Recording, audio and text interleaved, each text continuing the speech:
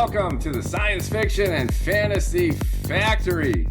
On the floor today, I'm thrilled to have the writers, Daniel P. Douglas. Welcome aboard, guys. Well, thanks. Hey, thanks Mookie, for having us back. I'm thrilled. I had the bros back in December in the factory, and we've come back for more. Can't get enough. Daniel P. Douglas is the nom de plume of identical twins, Phil and Paul.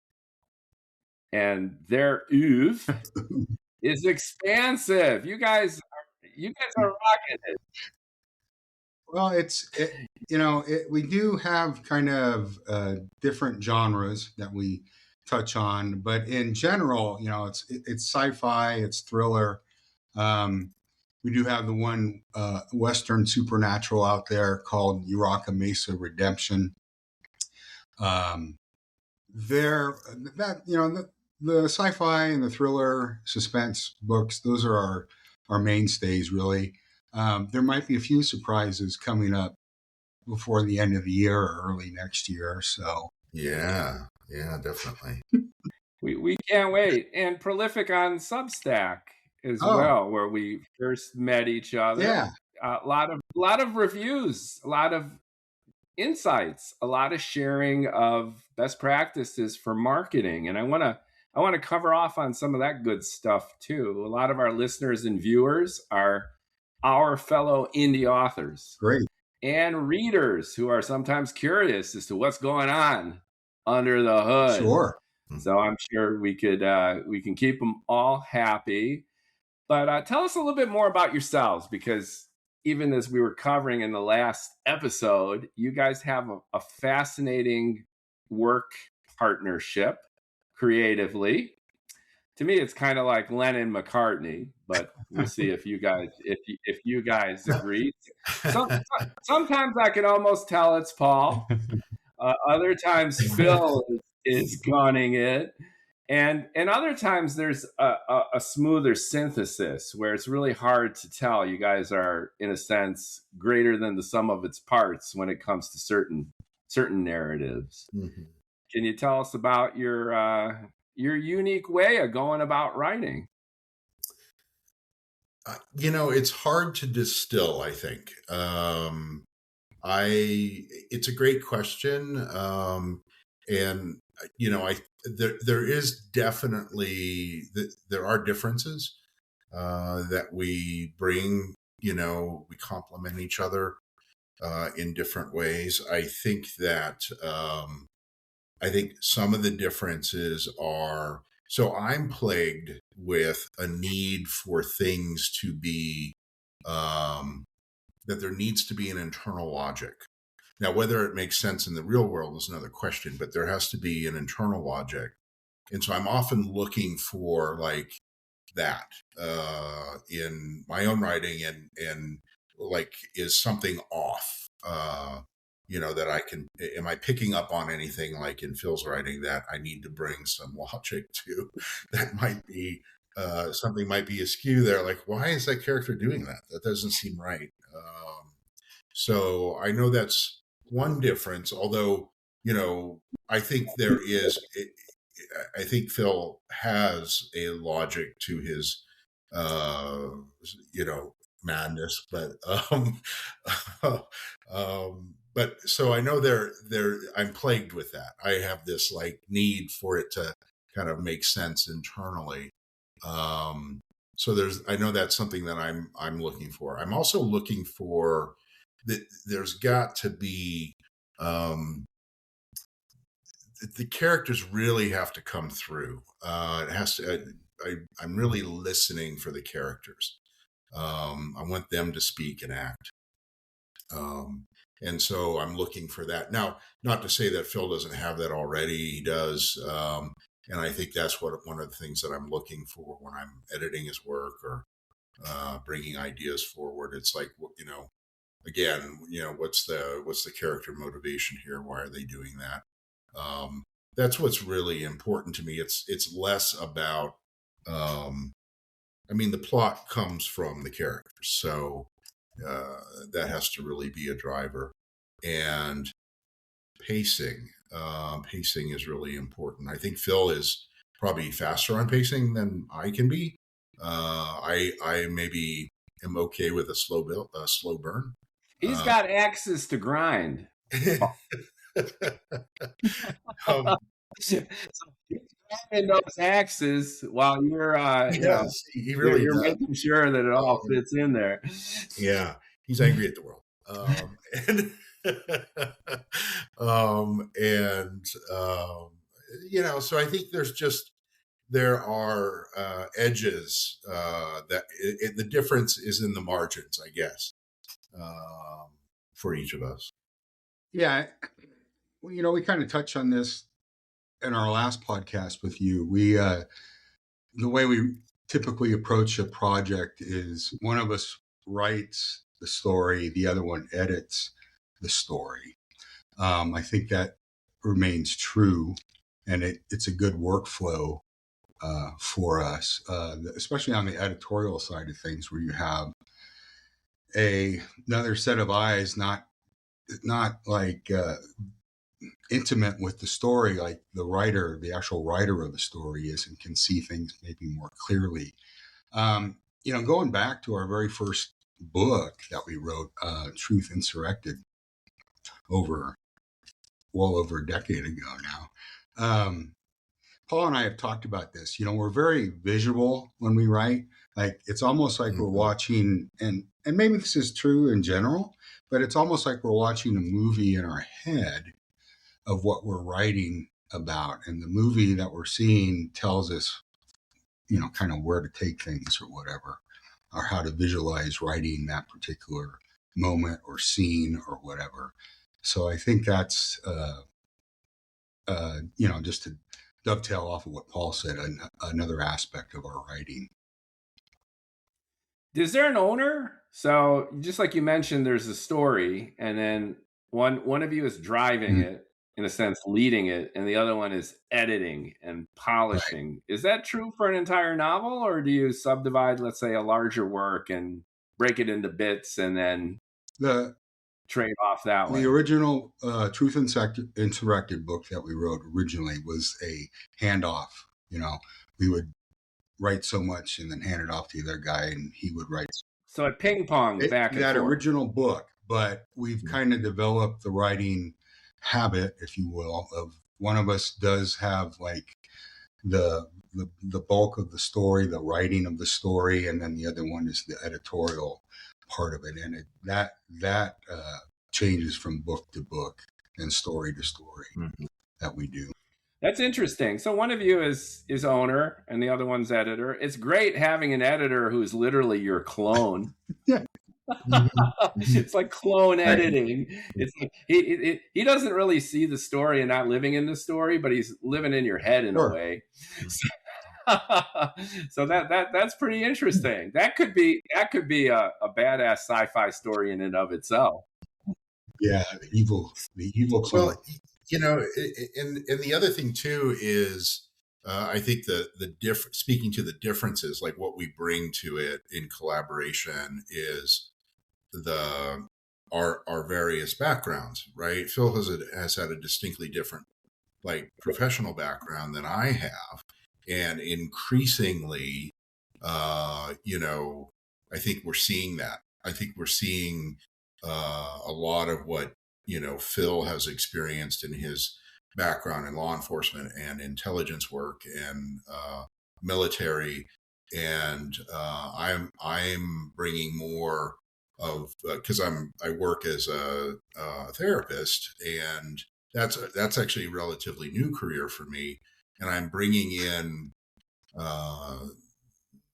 psychology and neuroscience, things that I've learned through that profession. And in fact, when I started reading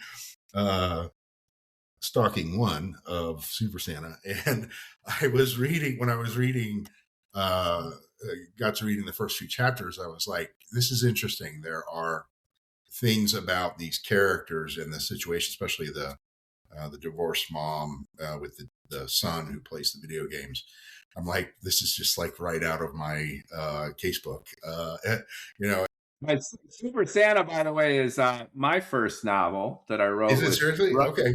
Yeah. Rusty Unisoff as an illustrator and co-visionary. So it was Yeah. a big holiday book that we issued a couple of years ago, illustrated with Santa and, meth snorting, partying elves. Of course.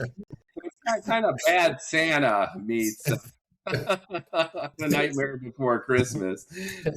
So Yeah. Paul's fighting that work, and it's interesting though. So you bring a lot of the emotion and relationships, and Phil got the strategy. I'm trying to bring the the elements of there's so many different layers to psychotherapy and to psychology, but just what drives behavior, a character's history, thoughts, emotions, emotional conflicts, and trying to bring that into the storytelling. And it's helpful, and it's fun because it's like, okay, I now have a better grip on listening to this character and knowing how, knowing like what the conflict is here and what they're going to do because of that. So Phil is expert at certain subject matter, and I'm starting to bring certain things in that I wish I'd known before. Because it's really important for me to create these characters that actually make the story. And so that seems to be happening more and more. That's a great compliment. Yeah. Ways you're like the Avatar twins. Remember, Avatar begins with the one twin dying. You've got the Marine, right. And then you've got the scientist. Only in this case, you guys are both alive and kicking and cranking out awesome science fiction and fantasy. That complementary opposite relationship, you bring the yin yang to it, so to speak. Yeah. I've known sets of twins. We talked about this in the last pod too. And there's two doors, if you will. Door number one, you've got identical twins who just mimic each other. They're just extensions of it. They look alike, they dress alike, they do the same things. They blend into one super twin. And other twins bifurcate and differentiate, and they become very, very different to kind of stake their own claim in the world when, again, they're sharing all the DNA. You guys kind of fit into the latter category. You guys look different. You have a different focus, and you collaborate very well, probably for that very reason, which is instead of button heads like this, you guys are like, hey, I'm the more emo one, frankly, and I'm bringing character and emotion and grounding. And then Phil is, I'm going to go kick ass, screw the man, screw the system. We're gonna fight the power with this story. And then Paul seems like, well, wait a second, these characters are going through a lot. Yeah. Well, and it seems too like, so in the last few years we've done a lot with short stories, and I think for us the short story format has given us a chance to experiment, to grow, and to try out different dimensions. And I think it's a natural phase that we're going through. In fact, since we talked last, we published that Sharp Turns Ahead, which is our compilation of short stories, and there's a really wide variety of things in there. And if you're ever curious to know which of us kind of penned which story, we'll be happy to tell you. But that's exactly why I brought up the Lennon-McCartney dynamic, because sometimes it's really hard to tell. Yeah. And other times it's self-evident that there is more of that emotional character focus. And other times, frankly, it's fuck the man. Power to the people. Power to the people. So you can, you can feel that vibe, right? I think when it's harder to tell, that's an indication of maybe a closer collaboration than others. Because we definitely have distinct voices, I think. I think it's wonderful. I'm friends with, and I had prior guests, Blake and Sherry Shimshock. Okay. They're also indie writers. They've got the Derek Fade series. and they're wonderful. I did the Pasadena Comic-Con with them, and then we're going to go to the LA Festival of Books. So we're in this sci-fi writers clique here in Southern California. Cool. Neat. And they're a married couple. And Blake has the vision. He's the sci-fi maniac, and he sees worlds in his head. And Sherry's like kind of listening and draws it into a coherent story. She's the one who's actually getting it down and anchoring all of that vision. And they collaborate very, very well too. So it's a different dynamic, but it's, again, this idea of complementary, creative personalities partnering up in a way that's symbiotic rather than adversarial. And I think that's great. It's an amazing way to create content. It works, and it just adds so much to the various genres that you guys explore. And more surprises coming. Won't touch on that now, but maybe for another podcast. Great. I love the little teasers. The other, and it's hard to keep up with you guys in terms of output and in terms of your ongoing commentary. And I do want to note on Substack to subscribe and follow you guys, because there's ongoing reviews of short stories, of novels. You guys are a treat and a benefit to the entire indie science fiction and fantasy community, because you guys are actively engaged. You promote other writers, and it's wonderful just being plugged into your stuff. Substack, it's really important to, since there are a lot of indie authors and indie writers out there, it's important that we all kind of try to support each other where we can. And I fully believe in doing that. I don't expect anything in return. I feel motivated to try to help folks out, But I wanted to touch on getting back to sort of writing styles with me, me in particular. I don't know if this applies to Paul, but years and years ago, I read the advice of a writer who said, be faithful to your lover. Be faithful to your partner. In other words, only write one thing at a time, don't cheat. And I tried to adhere to that and be good and not cheat.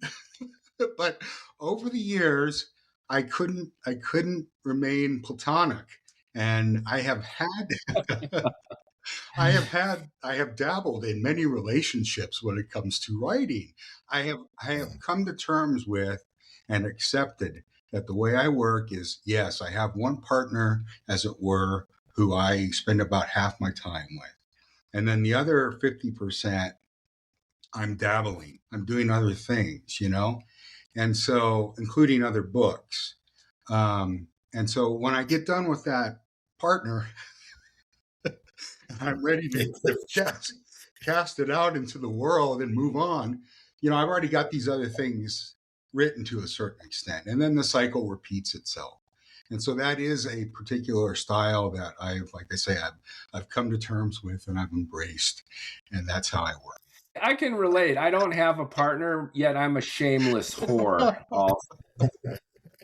So I do. You've seen my stuff and you've commented and reviewed, and I thank you very much for that. So I do plays, screenplays, short stories, fantasy, science fiction, some horror, family sagas. I'm this big swirling mix of everything that pops into my bald ADHD head starts coming out. And the good news is just the enthusiasm that comes with it. And I feel blessed that it's all pouring out, especially at this point in my life. It's just rushing out. The downside is, from a marketing point of view, people have trouble figuring you out. Who the hell is this guy? Is he a playwright? Is he an op-ed columnist? Is he a biographer? Is he a nonfiction writer? What the actual hell is going on? So I gave it the best shot with Mookie Multiverse for whatever it works. And then, okay, whatever. But I sense you guys might have similar challenges because you guys do hop genres. and it might be hard to pigeonhole you, but there's the broader conversation about marketing in this age of information overload, content acceleration, and fragmentation. And it might be worthy to hang our hat on that for a little bit too, because we're all prolific, but we're also very independent. Yeah. And we're outspoken and we're diverse. So the question I'll ask you guys specifically is, how do you guys get your stuff out there? I mean, I see what you're doing, but can you elaborate and add some specificity? And can we talk a little strategy on doing exactly that? Oh, absolutely. I would love to share sort of our processes and tools and the information we ingest to market our books as indie authors. And I can share my screen if I can do this. Let's see if we can do this from. Whoa, there we go. This is written word media, which if you're an indie author, you definitely want to, sign up for their free newsletter, because they send out very helpful articles. And in this case, a podcast that's about 30 minutes long about the Amazon A10 algorithm update. And this came out, a few weeks ago, March 17th. And I read this because it got pushed to my email address, and it kind of was an eye opener. One of the biggest things that has changed, and they give not only the video and the podcast links for it, but they also give a transcript if you want to read the transcript instead to see all the details. But one of the biggest things they've done is whereas keywords were king under this new algorithm, this A10 version, keywords are a much smaller data point for the algorithm to help rank your book by. And so I used to spend a whole day trying to figure out keywords. Definitely still use keywords, but its importance has diminished under this new algorithm. And one of the things that they talk about is the visualization of your book listing and how what they call the dwell time of a reader. And I'd like to show you another example here of what they're talking about when it comes to that. Let me stop sharing that screen and go to this one. So in summary, the A10 came after A9, which is clear. The A9 was reliant, to your point, on keywords, and the Amazon algorithm was basically, content driven, and the A10 is based on engagement that happens outside the Amazon platform as well. So it's about, you bring us eyeballs and asses from outside of Amazon, and we'll reward you by placing your book better in search. Yeah. So so the outside traffic it's good you mentioned that, because people have Amazon ads. Well, the Amazon ads don't rank, the algorithm won't rank those because it's internal traffic. But if you have an email list or you do promotions from outside, then that's going to help rank your book better in this new algorithm. And what I wanted to show you on this screen is kind of what, in summary, is this new A10 looks for. So this is our anthology, just came out just a short time ago, last month or so. And the cover, okay, you can tell, I hope that it's multi-genre. You've got your sci-fi stuff, you've got your old Western stuff here, and you've got what looks like maybe historical fiction. And so that reflects what's in our book description, right? We touch on it. Okay, so just hold you there for a second. Uh, Even more important in the A10 algorithm than the A9 is you need an ass-kicking You cover do. that gets attention, that cuts through the noise, and that is reflective of what's ahead, Right. to your point. So I'm guilty of this. My cover looks like a poetry contest in Vermont for my science fiction book. And I love it. My niece did it, but it frankly sucks for conversions. And that's because it's two cats in a bathtub. What the actual fuck does that have to do with the multiverse? Well, you got to read the story. So yeah, so to your great point, and then your cover rocks, which is it's intriguing. It's literally a door opening, and it shows really the multiplicity of the stuff that's in there.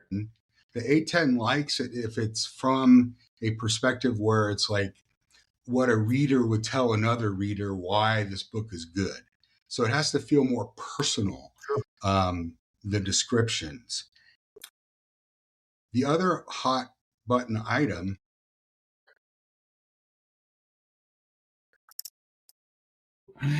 The other thing I noticed on the A10 algorithm is that dwell time on the page is really important too, which relates to their A plus content. So we've started to add our A plus content, and Phil mainly leads that up. He has more time to create that, and he's really good with the graphic design, and creates a lot of really neat A plus content, which is the graphic banners lower on the page for each of these books that has images and quotations and all of that kind of thing. So it creates that dwell time on the page that apparently helps this algorithm believe that it's important to rank your book higher, in terms of getting people to see it if they're searching for something like that. Absolutely. And as I was mentioning, a lot of it has to do with traffic coming from outside of Amazon, which is really unique to the A10 version, which is it definitely weights your book heavier for searches. Yeah. So the one challenge, though, is if you're TikToking, if you're Instagramming, the only way to really get a hot link in there is to pay for advertising. And what's your approach to paid advertising, especially when it comes to the social feeds? Yeah, I'd say our approach is aversion and avoidance. Now, we will do paid email blasts and things like that for when we're launching a book or doing, price drops and things like that. However, there's another approach, and I think I briefly mentioned this the last time we talked. I've been using this for a couple of years now, a few years actually. There are these. Now they are fee based, but it's like $100 a year for membership. Book Funnel and Story Origin are these collaborative platforms for authors to join, and authors work together on essentially cross promoting their books to each other's audiences through emails, and there are links for the books that participate that then take them to wherever you want them to go, some of which are Amazon links and other retailers and so forth. And so those would be external links, and it's these promotions are free. You just pay this membership fee each year, and they're group promos and they're swaps. You can do individual book swaps with authors. And what's neat about this is that this is where you get into doing targeted promotions around certain genres or certain kinds of books. So if you have science fiction books, you can do a swap or a group promo with science fiction authors. Or if you do other weird shit like we do, you can do these other weird group promos or swaps with other authors who have, other genres that they're offering. And so you get the freedom of doing these kinds of works and still getting the word out pretty effectively. I really like it. It's a very flexible format, and it generates email addresses that we then add to our email database.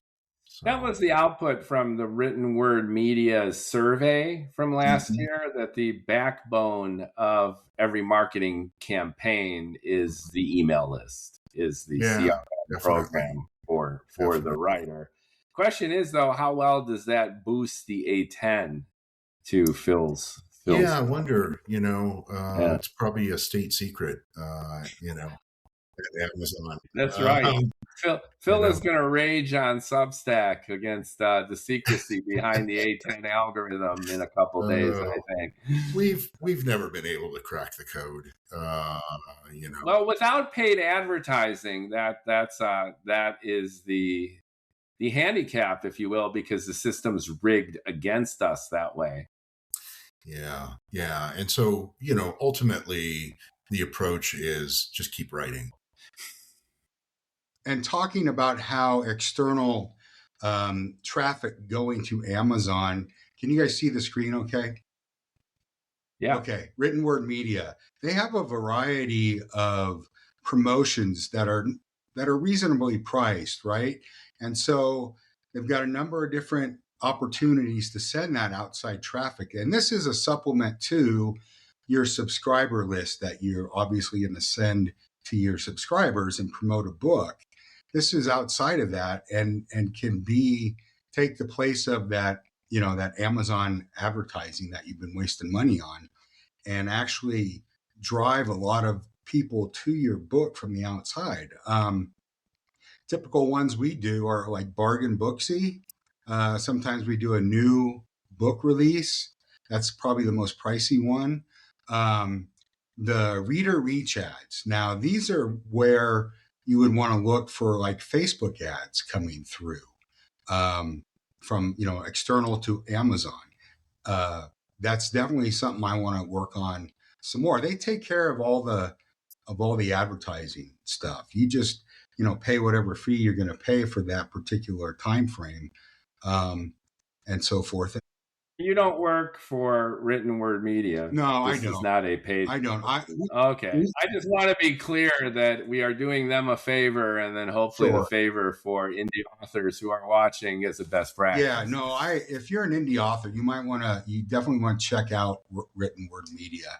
And another one we really like is this subscriber surge giveaway. You put a ebook up for the giveaways they have. It runs for 60 days, and people, they're people who go to their website who are interested in that particular genre will see your book. They'll say, yeah, sign me up for his email, the author's email list. And then after 60 days, Written Word Media has all these email addresses to add to your growing subscriber list. And we've probably gotten anywhere from 200 to 400, depending on what book we put up to give away. And again, that's all handled through them. The other so you guys have dabbled in this stuff. You guys have dabbled. Yeah. Now here's the thing. So Paul was like me, kind of shitting on paid media, but I think we were specifically talking about Facebook ads and doing our own campaigns. Yeah. What you're talking about here, Phil, is partnering up with an outfit like Written Word Media. Absolutely. And then they mediate your campaign for you. Right. They take, as far as like the ads go, they're going to take care of the advertising. You don't have to worry about it. You don't have to have a Facebook page or anything like that. They just take care of all of that. And they have, as far as like the Facebook ads, different lengths of time, everywhere from a few days up to, I think, 15 days that you can pay for. Of course, the longer you do it, the more expensive it is, but that's going to feed the external traffic as well as their other promotions, which go out to hundreds of thousands of their people, their readership that have signed up to be on their email distribution for giveaways, for bargain, promotional deals like a 99-cent ebook or that sort of thing. The other big one is BookBub. More pricey than Written Word Media, but if you can secure a BookBub featured deals, give promotion through them, then you're going to get, well over, we've gotten anywhere from we've done it a couple of times. We've gotten anywhere from 1,500 to over 2,000 sales that way. And so it leads to more readers discovering you. But the great thing is if you have a series and you do a featured deal, promotion through BookBub or even written word media, there's spillover, right? So you might put the first book up for sale for 90 ebook for sale for like 99 cents, but keep the other books in the series at their regular price, $2.99 or above, whatever. And people will also buy those at the regular price. And that's where you kind of recoup your costs for the promotion itself, because you get this spillover effect, So I highly recommend indie authors check out written word media as well as BookBub. And like I said, BookBub is more pricey, and we'll put links in the description below. Please do. And if you're not signed up for written word media's newsletter, I recommend it. I've forwarded you things, Mookie. The survey I loved, and I did a whole podcast on that. To me, the most illuminating data point of that survey was authors who are successful, like they make 10 grand or more per month on their publishing, have on average 60 books, 60, that they got out there. That's number one. They got a whole freaking library. Yeah. And number two, they're pumping at least half of that 10 grand right back into paid advertising. These were the two eye openers, which is like, you don't just publish a book and then you're a writer and then woohoo, you tell people at cocktail parties that you're the man, and then shit just happens. So you need a whole shelf full of books usually to get that attention, sustain it. You have those repeat visitors, just like you're mentioning. Yeah. You need to pump at least half of your earnings back into paid advertising. And as Paul and I were discussing, you need an email list as a backbone. So you keep that touch point going, and you can offer deals and do all that. Without that, you're just flying under the radar. Yeah, absolutely. See, look at me. I'm flying. Yeah. Well, that's like when we first put out Truth Insurrected, our very first book over 10 years ago, we were like, and I think Paul has mentioned this before, we thought, oh, we got a book now, people will buy it. That's not how it works. Truer falsehoods have never been more frequently spoken than if you write it, they will come. Yeah, right. No, they will not. No, you got to adhere to the algorithm, and what the algorithm. And the system is stacked against us. Yeah. So you've got all these platforms. You've got a plethora, a tumultuous weltering, a tsunami of available content. It is supply. And demand is what's actually, there's high demand, but there's so many choices. So all these platform purveyors and the lords of the marketplace are like, I'm not going to give you attention for free. You guys are gonna pay for it. Like, give me money. If you want to be seen, give me money. Yeah. For instance, this week, we're gonna Asset Nightfall, which is our part of the Wild Frontier Chronicles series, officially launches this week on Thursday, and we are going to be doing launch party. Yeah. All right. We're going to be doing a promotion through written word media that kind of combines a few things. It'll be a 99-cent deal for the ebook. Book 1, Smuggler's Rebellion, and Book 2, Neural Bounty, those will both be at $2.99 in case there's some spillover and people want to read. Because Asset Nightfall, it's a standalone story, but ideally, if you want an entry into the series, read it first. It's kind of like a prequel novel to the series. Anyway, so that's what we got coming up. We would like to try to get another book bub promotion later this year on one of our books. We tried to do it with Showdown at Jupiter's Edge, a Maxo Magnavir adventure. They didn't approve it. Whatever. Okay. Why not? That guy's cool. That guy's cooler than Duke Nukem. Yeah, they never really give you a reason. My assumption is, I had put a particular time frame that I would like to run it, and there may not have been room, and so they just kicked it back. But I don't know. It's one of our highest rated books on Amazon. It's got more than 20, reviews, which I think they might look for more than 20. I'm not sure. I know. Well, multiply the reviews by probably 40 or 50 in terms of sales. Well, right? At least like Truth Insurrected has over 350 reviews, which was our original book promotion that we did years and years ago. Smuggler's Rebellion, it's got 50. It doesn't quite have 50. I have to go back and look. That is the other thing I should mention about the A10 is it does like books. It's going to rank books higher if they have 50 or higher reviews, as far as like number of reviews, 50 or more, because it reads the reviews and gets a sense of what people are getting out of it, what they think about it, that sort of thing. But we've only got, I think, one or two books that have reached that 50. I have to say I admire your focus and determination. How you mentioned you spent a whole day just futzing around with keywords to see if you can improve your ranking.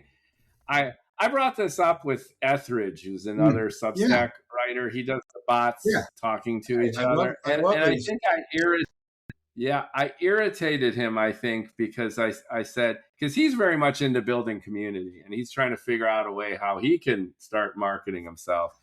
And I was kind of dismissive. I was kind of like, you know what? I love writing and I just can't get myself to actively try to build community. Like, hey, Substackers, join me in creating this, ensemble of genius.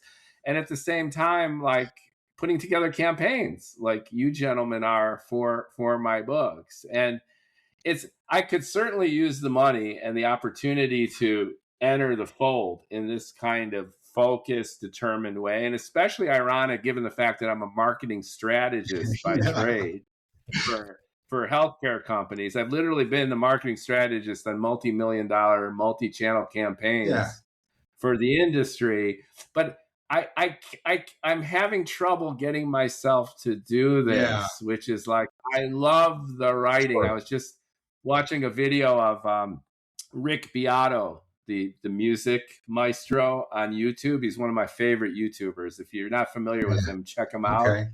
He's wonderful. He interviews everyone. And he was talking about Guthrie Gowan, who is a maestro of musicianship. He's a guitar wunderkind.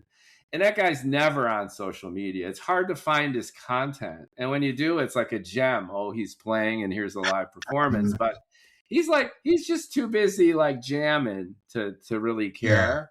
Yeah. And the approach isn't so much arrogance or being dismissive of this.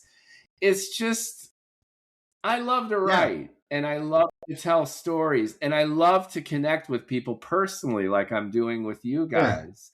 But for me to jockey meta tags on YouTube and to select, the proper audience and then to run a campaign for my book, I mean, I can't get there yet. Can you help me out a little? I mean, the email list. Does that make sense emotionally? And I know other writers who are like me too, which is we're just like, we love the writing. And we love the networking and talking and building community. Yeah. But the sheer mechanism of promotion, especially when it comes to something so near and dear to our hearts, is just like, I need to get someone to help me, I think. Yeah, I think that I'm with you there, Mookie. I'm sitting on the same bus next to you on the bus there. I mean, we're in our hoodies. Yeah, I'm fine with certain aspects of it. Basic infrastructure. Some basic. Sort of approaches to marketing things and stuff like that. But that much more. I don't know what you would call it, detailed or nuanced or like effective kinds of technical work just makes me want to puke. Let me write. And I've had guests who do this very well, like Lou Iovino. He's another author. He's actually part of the Madison Avenue Agency Network that I'm familiar with. We have a lot of co-colleagues who know each there other. You go. His boss now used to be my boss, so we kind of fist bump there. Lou's very concerted. He's like Facebook ads, and he looks at it like a campaign he's doing at work. And he's been pretty successful at it. Now he's trying to level up. Yeah. And then on the other side, I've got the Margaret Triber. And she's this Long Island gal. Yeah. And she spent 45 minutes raging on my other podcast that she can't get attention. And she's just pissing in the wind with all of her science fiction. So between one extreme and another, I'm like trying to navigate my own sci-fi journey. Sure. And find some kind of balance. Yeah. Well, I think that over the years, I have come to, like my infidelity with writing, I have come to embrace the marketing side of it. And if you want to, if you're an indie author and you want to sell more books, you want to gain more readership because you think you have stories that are worth a damn, if you're trying to sell on Amazon, take a look at the A10 algorithm article and podcast because it's going to be very enlightening to you. And you don't have to do it all at once. Maybe start with a book cover, and I do a combination of things. I've used Mibleart, MIBLART.com. They're very reasonable. They do a variety of different covers for you, or they'll give you ideas that you can reject, and it's anyways a good relationship with people there to try to build the right cover. And they also offer like social media promotion materials, and what the A plus or the A10 algorithm loves is the dwell time that is created by your Amazon A plus content, which I don't think I actually was able to show you a example. I talked a little bit about it, Phil. Okay. So that A plus is farther down the book page, and you have up to 5 modules to create, to add, A plus content, imagery. And that's where you get this quote unquote dwell time that the algorithm is looking for, because readers, if they're engaged by what they're seeing in the images on the A plus, they'll dwell longer on your book page, and that helps to rank it higher in the whole scheme of things. So, start out small, book cover, then work on the description, then work on maybe either through your own AI. I use AI image generation prompts by way of FlexClip. They have a variety of models to choose from, and each model has its own price as far as like the credits it costs to generate an image. I've done hybrid work with Mibleart, where I'll create the base image and then bring them in to have a person create the typeface for the book. And if AI image generation isn't your thing, for us, it's affordable. It's an affordable option instead of hiring a book designer. Then you can go to places like Mibleart, and none of these companies are, paying me or whatever. I'm not promoting it because we appreciate these hands-on personal best practices. Yeah, that's great. And they can help you, and they have reasonable prices. They're overseas somewhere, but you can reach them so easily through the website to get this done.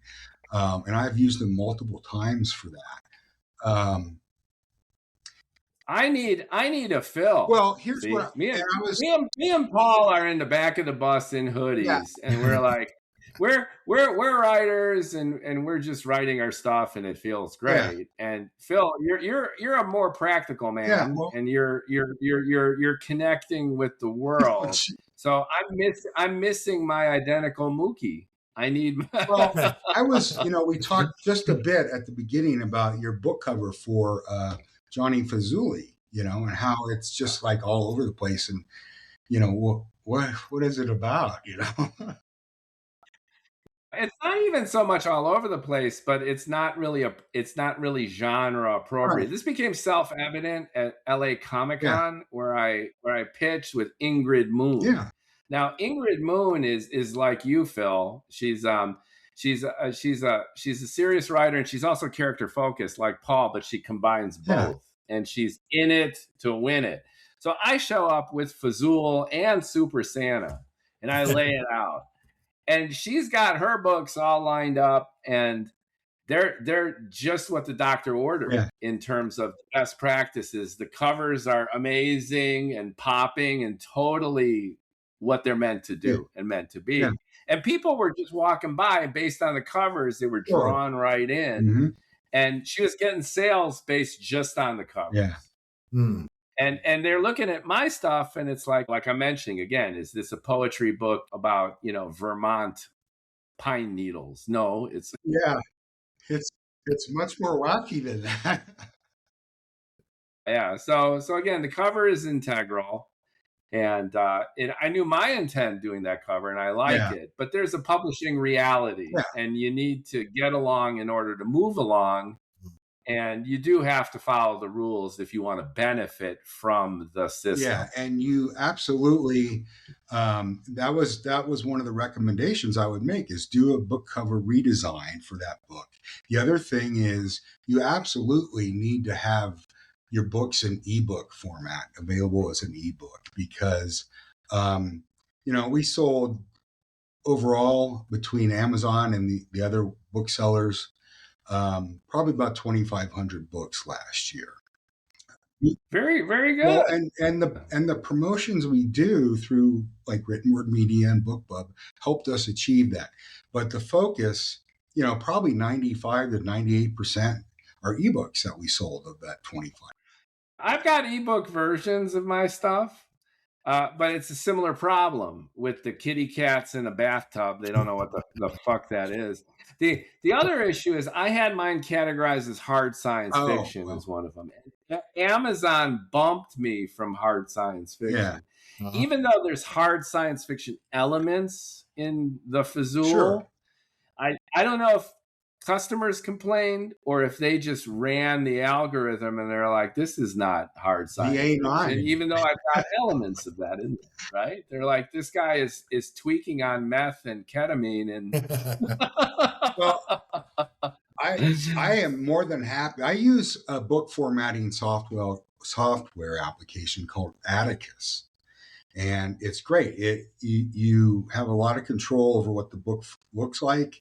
When you're done with it, it'll give you 3 versions. It'll give you the print version.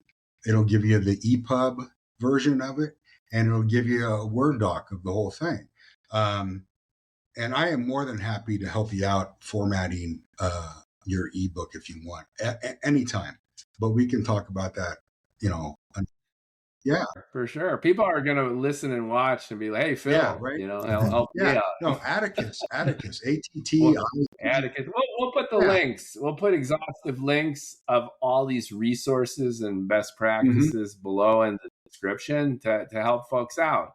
And I think a key takeaway here is if you want to be a successful indie author, and by this, I mean, you want to get noticed. You want to sell your book. You want people to review you. You want to get invited on podcasts. You want to participate in this industry, join the tribe.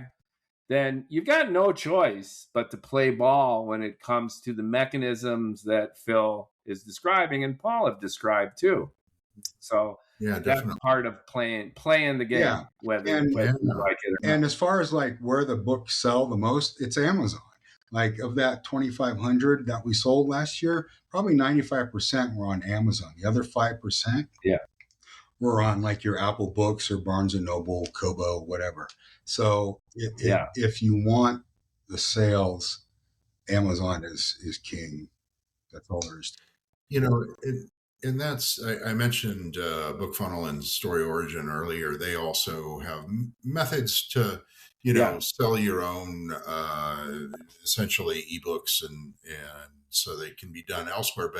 But the fact is that, it's, basically that wouldn't be really noticed. With Amazon, you get ranked, and you can kind of see how you stack up with others. Really helpful. But you're right, Mookie. I mean, if you want to make a go of it as an independent writer or independent author, you'll need to write, and you'll need to participate to some degree in this process of marketing and putting yourself out there. Otherwise, be a writer and get an agent.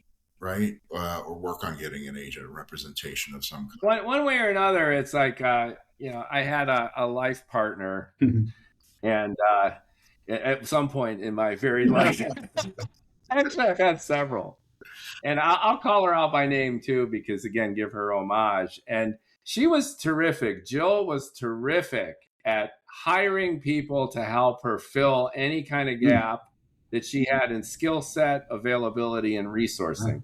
So she's an awesome manager. And I think one of the takeaways here is that no one person can be good at everything. And the Jungian idea that the bright light casts long shadows is true. We're all complex people with different skill sets. Yeah. So if right now this is wonderful because I got Phil and I got Paul, and you guys complement each other, and you guys are a team. Yeah. But one way or another, you need to manage your publishing. You write, you distribute. There's lots of different skill sets. So if you can't do it, find folks who can. Yeah. And I think the takeaway for me is I definitely need a Phil and a Paul. I need both of you guys. But I absolutely love what I'm doing. And I love the podcasts and the writing and all these different forums. And I'm absolutely having the time of my life cranking all of this out. Now, in terms of monetization, that lends itself to improvement, and that scales. But my takeaway is, finding partners and learning how to manage this as its own enterprise, rather than tacitly assuming that as an indie author, I need to do everything. Yeah. That's a good point. Yeah, go ahead, Paul. I was just saying that's a good point. Yeah, it's the opportunity to collaborate, and it sounds like you've done that in the past to one degree or another, right? Finding someone that you can work with and has the skills and abilities that you need, right, can be a challenge. But maybe you just need to lower that hood. You can tell I'm not afraid. Right.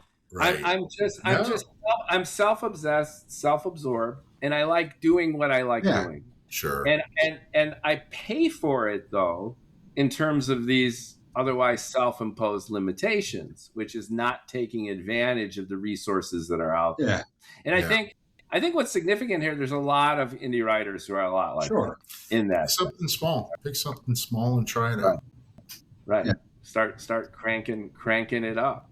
So I want to be sensitive to your time. Okay. And I want to thank you both for joining us. Thanks for your insights, best practices, and inspiration. Oh, and I just want to thank you for your wonderful content. I got a whole stack of your books that I'm going through. I'm knee deep in Richter's War, and I'm gonna write some reviews for you guys too. Thanks. Yeah, and I got 2 copies of Neuro Bounty. Oh wow. Because you guys sent me one and I already bought one. Cool. So I'm gonna give it to my kid. But I just want to say thank you for all your terrific work and being an inspiration, and for encouraging other writers on Substack and being such an exemplary pair of terrific content creators. Well, You know, you're it's welcome, a real Mookie, joy and knowing thanks for having you, us. reading your stuff, and to be continued. Yeah, Definitely. yeah, it'd be great to hook up later in the year on some things. And Yeah, we're not too far. I'm in Orange County, Southern That's California. You guys are Sure. you guys are in New Arizona, Mexico. right? New Mexico. New Mexico. I always mix up New Mexico and Arizona, much to the chagrin of both residents. Yeah. Yes. Yeah. Yes. No, it's not the same. Definitely not. Yeah. Thanks so much. Like, You're comment, and welcome. share, folks. Thank you for viewing and listening the Science Fiction and Fantasy Podcast. I'm your host, Mookie Spitz. We're eager for feedback. Hit the link below if you want to contact any and all of us. And I'll leave links to contact the brothers under the guise of Daniel Douglas, on their own website, and sign up to their newsletter so you can be informed. Thank you so much, guys. Thank you. Appreciate it.